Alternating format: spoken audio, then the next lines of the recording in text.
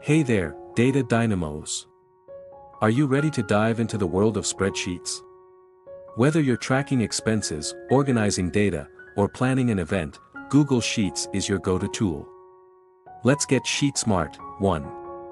Enter data. Click on a cell and start typing to enter data.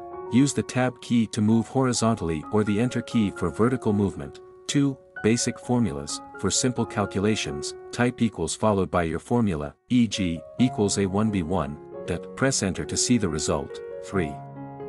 Formatting cells. Highlight cells and use the toolbar options to change font, size, color, and more. 4. Using functions. Explore functions like sum, average, and more under the Insert menu.